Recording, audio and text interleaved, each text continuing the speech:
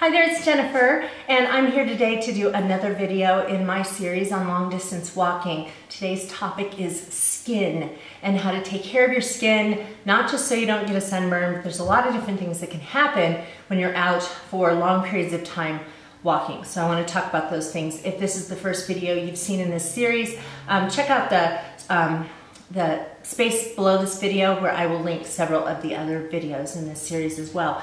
Okay, so there are lots of things that can happen when you are out doing longer distances, or if you're in the middle of a race. If you happen to be just out for, a 6 or 8 or 10 mile walk and it's kind of near your house, if something goes wrong, you can always go home and take care of that. But if you are going to, if you're in a race, you're not going to want to stop the race because you have a place on your skin that hurts, or you have a blister or something like that. So I just wanted to talk about some of those things that might be helpful to you.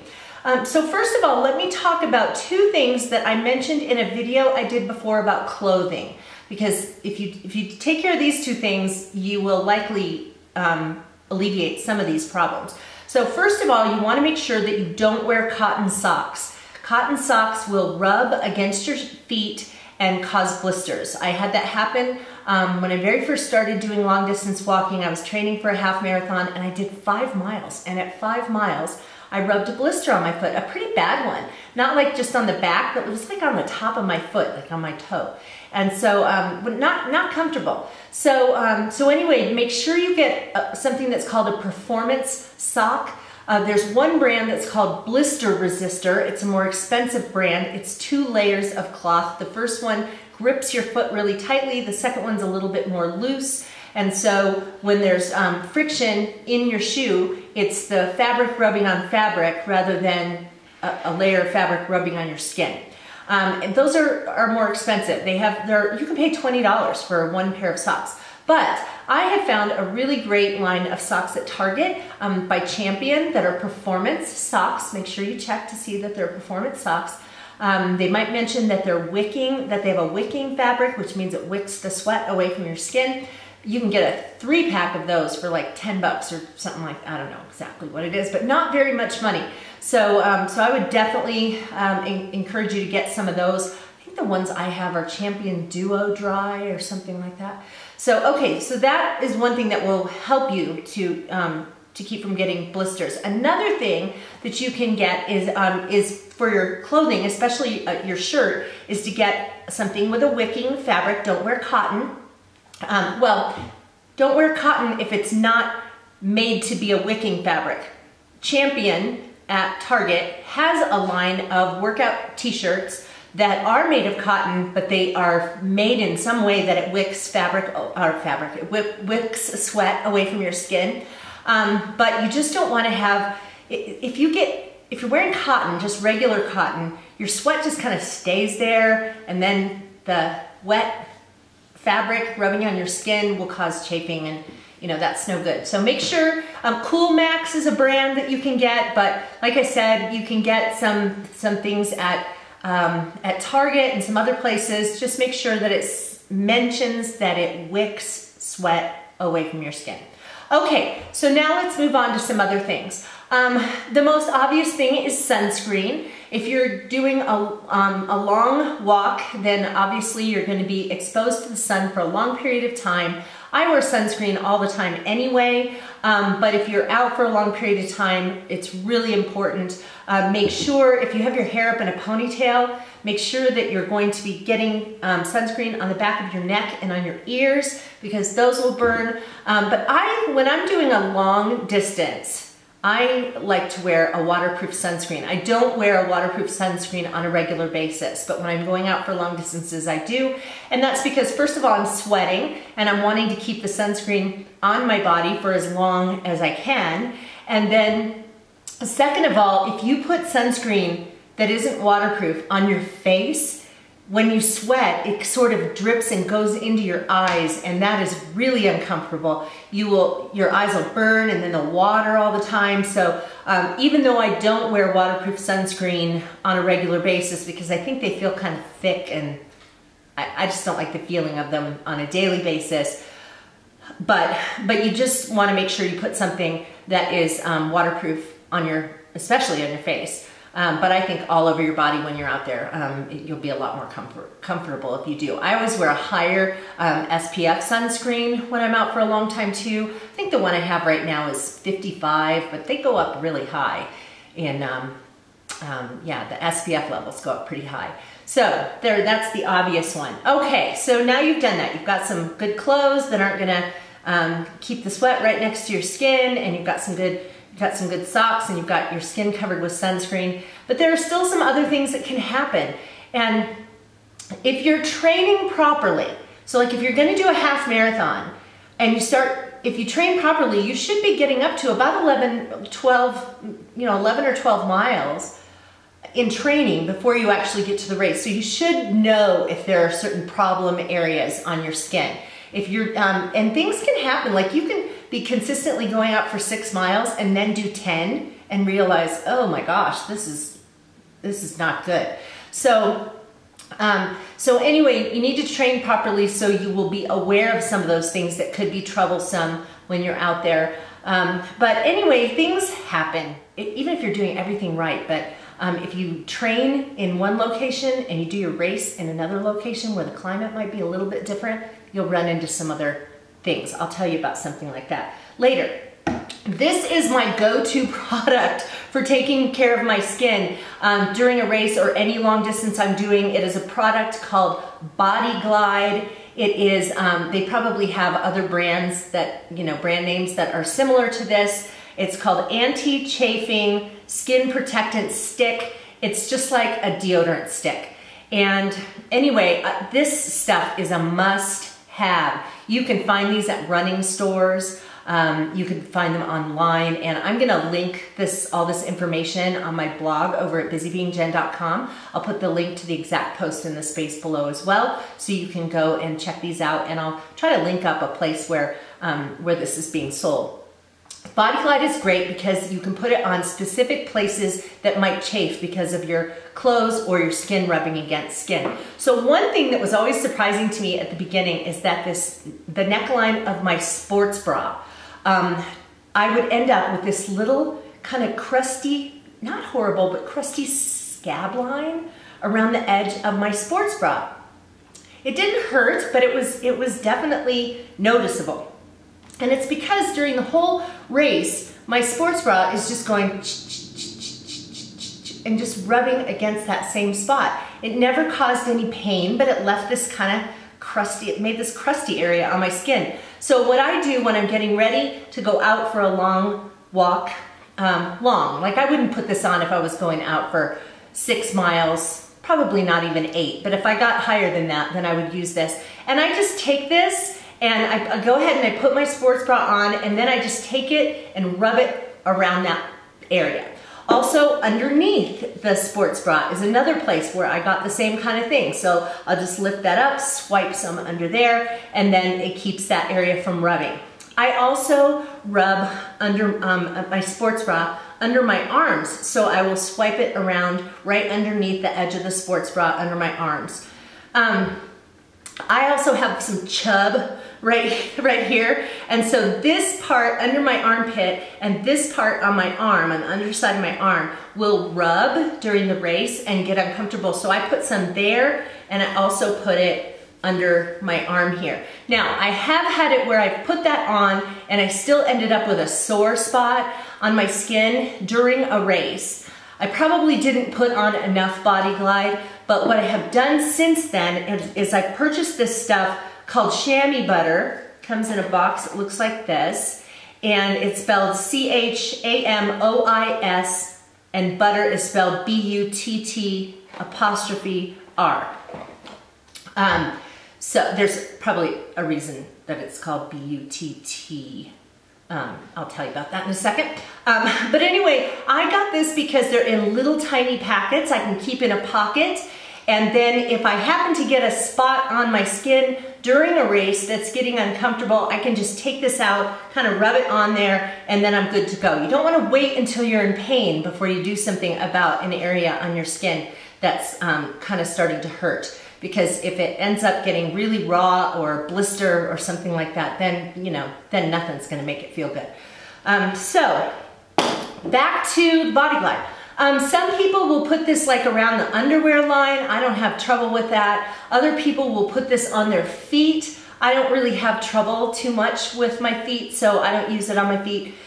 But, oh, there is another way that people use this, and it's probably why this is called butter, is that sometimes people will get chafing between their cheeks. So, so in that case, all you have to do, you could take something like this, but you can even use Body Glide, put it on your fingers, and then put it back there, and you know, and take care of that problem. You'll probably know if you need to do this, because if you get up to high mileage, and then you come back and you're like, wait a second, something doesn't feel right. Then you'll know, yeah, you probably chafed yourself there.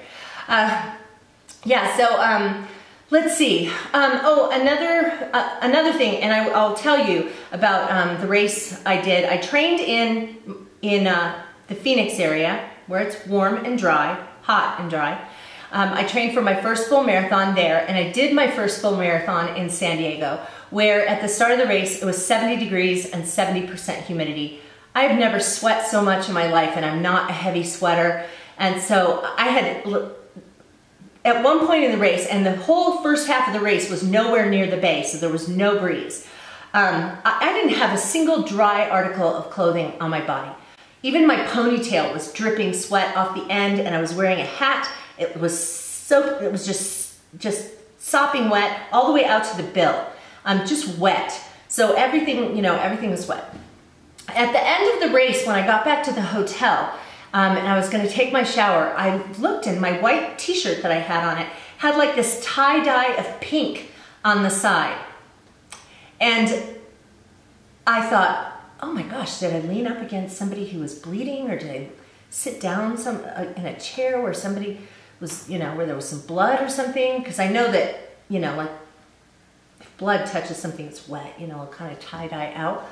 As it turned out, there was this tiny, tiny little mole that was the same color as my skin that I didn't even know I had.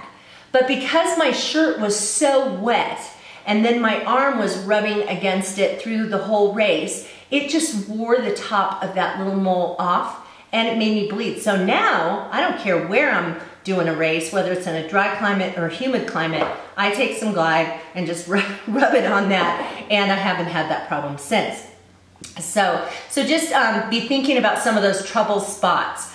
You know, guys have trouble with their nipples bleeding, because they're just, you know, they've got their bare skin underneath the shirt, and then the whole time this shirt is rubbing against it. And a lot of times you'll see guys in races like this, like a marathon, where they have this pink tie-dye on the front, and it's because they're bleeding. This can help with that. Also, I've heard that a lot of guys will just put Band-Aids on, and then girls don't have to worry about it because they got a sports bra, so they got you know, a tight piece of fabric that is between their skin and the shirt, and so so they don't have to worry about that so much, but guys tend to have problems with that. Another thing that guys will have problems with is they tend to wear, some guys will wear baggy shorts where the crotch hangs really low, and so their thighs are rubbing together. And I've seen guys come toward the finish line of a marathon, and they're just walking with their legs apart, and you can tell that they're in so much pain because their legs have been rubbing together through the whole thing. They could benefit from this, but what they could also benefit from is just wearing a tighter pair of like bike shorts underneath those baggy shorts. And so for those of us girls out there, what I would recommend to keep chafing from on the inner parts of your thighs is to make sure that you wear something that covers your thighs. Unless you just got skinny little stick legs that don't rub together and don't touch at all, then you need to do something like this. So you can wear capris, which I have worn, you know, yoga pants, you can do that too.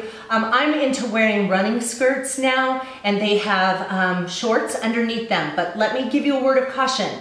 If you just pick up a run-of-the-mill pair of a running skirt, the shorts will either be too short and then your chub still rubs together, or they seem like they're long enough, but as you're walking, they ride up and then your skin rubs together. So I have invested some money and it's worth it. I'm telling you, if you want to wear a running skirt, it's worth it to invest a little money into this. And I've gotten several running skirts from a place called Running Skirts, that's with an S, runningskirts.com. And also another place called Sparkle Skirts, and I believe that's sparkleskirts.com. I think there's an S at the end of that one too.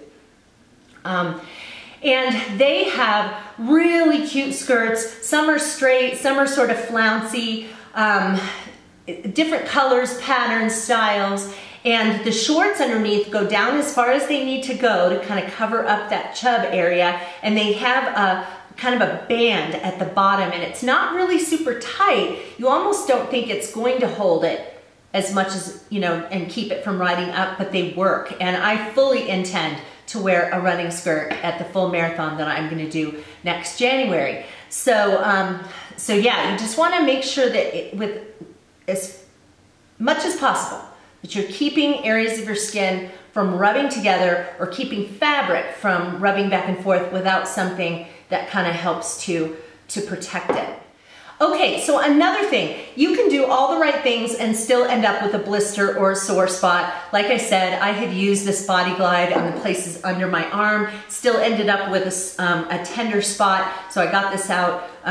Well, actually the first time I did it, I didn't have this, and so, but now I do, and so I'll just, you know, put it under there real quick to take care of that. But inevitably, you'll end up with places that just get blisters. So one of the things you can do is to use this stuff called moleskin. It's kind of like a sticker. It's sort of furry on the outside. And this happened to me just this past fall. I got a new pair of shoes. They were sort of broken in, but they were rubbing a spot on the outside of my big toe. And I got a little blister after the first one. So the race I did a few months later, I got moleskin and just cut a little piece of it out. They come in these, you know, big pieces that you can cut. And I just cut a piece of it out and just put it over that spot. You don't want to put it over a spot that already has a blister because it is a sticker. And you don't want to put a piece of adhesive right onto a raw area. Right on top of, you know, a bloody area or a raw area. You want to make sure you do this before you get to that point. So I even bring some moleskin cut into pieces with me in my little pocket of my hydration belt when I go out. So if I start to feel a spot that's just starting to feel like it's burning a little bit, I'll stop right then and put it on so it doesn't get any worse. I've tried Band-Aids before. A lot of times they just kind of roll up and come off. I do bring some Band-Aids just in case. Yeah, moleskin seems to do the best. At my last half marathon that I did in January, I was wearing those shoes that were, you know, just a couple months old. And the backs of them, right on where like my Achilles tendon is, it just irritated it a little bit. Didn't really cause a blister, but kind of irritated that area of my skin. So I put one of those blister Band-Aids on. They're kind of cushy kind of things. And I put them on the back of each foot or on the Achilles. And I just found that was more painful than just nothing. Because the thing started to kind of roll a little bit and then that was rubbing. Moleskin probably would have been better, but since then those shoes have been broken in and they haven't been giving me any trouble. So that's another thing. Just make sure you break in your shoes really well before a race. You don't want to do a race in a really old pair, but you want to have at least a month, but probably more than that, maybe 6 weeks or so. Definitely get up to some high mileage in them so that you know that that you're going to be comfortable. Because if you're walking a full marathon, my fastest one was 6 hours and 24 minutes. That is a long time to be outside and to be moving. And so you just need to make sure that you're, you know, taking care of everything as best you can. Really the best thing you can do is train properly. Get up to the mileage you need to before the race. Check out a good training schedule. I have a video on training schedules that I'll put below. And just do the work leading up to it, because that will indicate what things are not going to feel comfortable. And one last thing, do not wear something on race day that you have never trained in before at a high mileage. Because I'll tell you that I had a pair of workout pants that were for winter, and they were lined, and I had been wearing them walking, you know, 6 miles, 7 miles, you know, no problem. But when I got up to 10, the seam on the inside where the lining was started to really rub on the insides of my thighs and just caused these red lines down my skin. And I would never have known that had I not gotten up to higher mileage. So I see people all the time at races who are wearing the race t-shirt on race day. So when you go and pick up your registration packet the day before, they usually give you a t-shirt. And so the next day I see all these people wearing the race t-shirt. You should never do that. Don't do that. You don't know if it's gonna have a weird seam or a tag or something that's gonna bother you, so do not do that. Make sure that everything that you wear on race day is something that you've trained in before and you know is gonna be comfortable on you, because otherwise you're gonna be in a world of hurt. That is it, you guys. So in a nutshell, make sure that you're wearing the proper kind of clothing, make sure you're wearing sunscreen, make sure you're using Body Glide in those areas where you could chafe. You might want to consider picking up some extra stuff to take with you, get some moleskin to cover up those sensitive spots that might blister, and go out there and have a lot of fun. I hope this was helpful to you. If you're not currently subscribed to my channel, just hit that button right there. YouTube will let you know when I upload new videos, which is about 3 times a week. And I hope I will see you again on Busy Being Jen. Talk to you later, you guys. Bye-bye.